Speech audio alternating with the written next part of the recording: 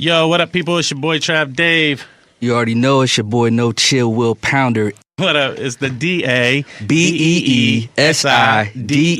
We here with my man Bryson Tiller. What up, G? What's going on, man? Ain't nothing, man. Penn Griffey Jr.? Yes, sir. What's that about, man? Man, actually, my son's probably going to be Penn Griffey Jr., but I'm Penn Griffey. Okay. Nah, yeah, man. Getting these hits out here, man. Right. Oh, that's what it is, getting hits. Yeah, man. That's dope. Because, that's one of my favorite baseball players. So, I mean, you was a baseball fan. Nah, I'm not. I actually don't even watch sports at all. Oh, for real? Okay. Man, I like sci-fi movies and video games. Oh, yeah, I'm a nerd, too. Like comic books and soccer and shit like that. Like, for real, everybody give me shit about liking soccer and shit, man. Yeah, man. You do like soccer. But, so, getting into it, I like a lot of art because they're creative. Mm-hmm. So one thing I noticed that you did was you created this thing called trap soul. Yeah. So you made a whole genre. So tell me a little bit what that's about. Actually, let me just go ahead and clear this up to be 100% honest with y'all. I didn't create the term, but a fan actually said it to me on one of my songs called Let 'Em Know on my SoundCloud, and I was just reading my not compliments, but my comments. Right. And they were like, yo, this is the trap soul movement, and it just stuck with me. I was just like, I'm gonna make a album or a body of work that, embodies that or whatever. Oh yeah. Yeah, it's like when I listen to it, it's like hip hop smoothed out on the R&B tip. Mm-hmm. I like that. I like that sound, man. Let's see, you had over 3 million plays on your SoundCloud, man. Yeah, that's insane. How you feel about that? You said 3? That's on the newest records. It's 30 million. It's like 30 million on Don't. Oh yeah. No, I'd say 30 million total, and it's like 20 million. 24 maybe on. Get like 3 million plays a week. That's crazy. Ooh. I remember just getting like 8 plays a week. For real? So when did it take off? It took off when Don't was uploaded to SoundCloud, Oh yeah. When the first song that I uploaded after my hiatus or whatever, not doing music for a while, was a song called Break Bread with this artist from Louisville, Kentucky named King Vory. Mm-hmm. Actually, he's from Houston, but he lives in Louisville. And a lot of people were reaching out and showing me love, like, yo, man, we glad you're doing music again. And they got a pretty nice amount of plays and stuff. But when Don't, that was like an R&B song. So when it got on there, it got super popping and just got 10,000 the first week, 20,000 the second. Oh yeah. And what's today's date? Whatever today's date is, 26 million or 27 million, whatever. So when did Drake and Timberland reach out to you? Timberland reached out to me early. I think this was the first month whenever Don't had 30,000 or something like that. Mm-hmm. So it was the first month, and he called me with my boy Rich on the phone. Rich called me actually, and he was like, "Yo, Timbo won't holler at you," and I was like, "What? For real? All right, cool." Cause I met Timbo a year before in the studio, or 2 years before in the studio, but I was just there with my boy Rich, and he was playing some music from Jay-Z's album and Beyonce's album, and that was crazy. It was a dope experience, and that just showed me that it was possible. So yeah.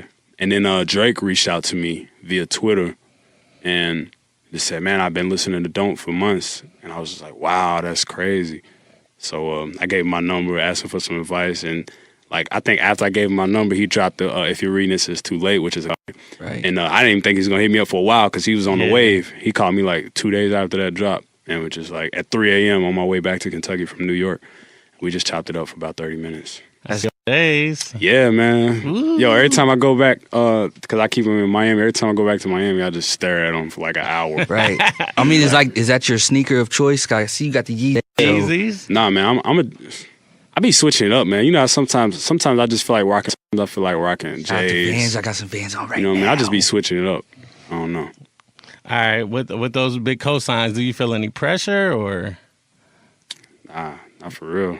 I don't feel no pressure at all. That's the thing. I just do the music and put it out. That's dope, man. So you've been doing music since 15, and then at 17 you dropped your first mixtape, Killer Instinct. Killer Instinct. I think you should call it Tiller Instinct. No, that was the whole point, right. For real, because when you say Killer Instinct, it's just you think about that immediately. Right. So what's the biggest difference between Killer Instinct and the new material, as far as growth goes? Man, I'm more expressive. You know what I mean? With my, I was just telling City, in my old music in 2011, I just said things that I thought people would like. You know what I mean? Now I just say what I feel. You know what I mean? How I really feel. I used to talk about how I feel. Say how I feel in the old songs, but these songs, I'm just better at expressing myself. Oh yeah, because just some of the lyrics that you you put in songs like you stingy with bitches, and is that all you? Like everything you write your own? I write everything, every last bar. Okay. Unless he says something super funny. Right. I'm just like, hey, yo, can I use that as a bar? Right. Yeah. Or you actually write, or do you rappers go off the top? Nah, I can't go off the top. I think sometimes when I'm like stoned, I can, but I don't know. Like when I really focus, I can do it, but like I don't know. All right, so I see you have like a affection. We share this affection for cannabis. Oh yeah. So does that like help with your creative process? Like, what's the creative process like as far as going in the studio and recording and everything? There's like no set, like there's not like a thing, like a routine that I do. Like I don't be like, all right, cool, where's the blunt? And then slide it, and then, you know what I mean? Like I just, sometimes like I'll write a song not being high. Sometimes I'll do it while I'm high. Mm-hmm. Sometimes I'll write half of the song while I'm high, and then the other half when I'm not high. Right. And then sometimes I'll just do it completely sober and then listen to it when I'm high. Oh yeah. You know what I mean? But high is somewhere in the yeah, definitely. Somewhere. I think I'm smoking every time. Sound like that's a man after my own heart for sure. Even if sometimes I don't like a song after I record it, I'm just like, I don't like this song. Let me listen to it high. Right. To see the you get a whole different vibe. Yeah. Because I remember I didn't like trap music at all before I started smoking weed. I started smoking, and next thing you know, I'm just listening to Young Scooter and all that. Yeah, gang banging and shit. It's an energy. Yeah. So dealing with social media, like obviously your SoundCloud got crazy spins. Mm-hmm. How you feel about like Twitter and Instagram like that? Like, is that good for you or? I mean, yeah, it definitely helps. You know what I mean? I love Instagram. I love, like, because my second love is like photography. Right, and stuff, you're real visual. I like that. Yeah, man, and that ain't nothing. I do all that with an iPhone. Like once I get a real camera and I can got some time to actually do, you know. See, I'm a photographer too, so I like the visual aspect. You of it. Yeah, Bryson, man. I'm just saying, man. That's my guy. We got a lot in common, man. That's my guy.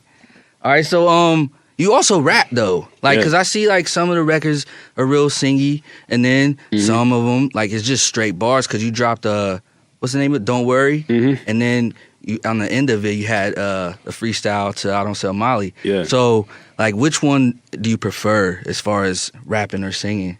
Honestly, I like rapping a lot more than I do singing. R&B is my first love. Like, and I love R&B, like, more than anything, but I just really enjoy rapping. And there's just some things I can say rapping that I can't say singing. Right. It make more sense, yeah. But all of my songs, for the most part, are going to be R&B driven. Like, I'll never just, like, do a full out like straight rap album, like just, you know what I mean?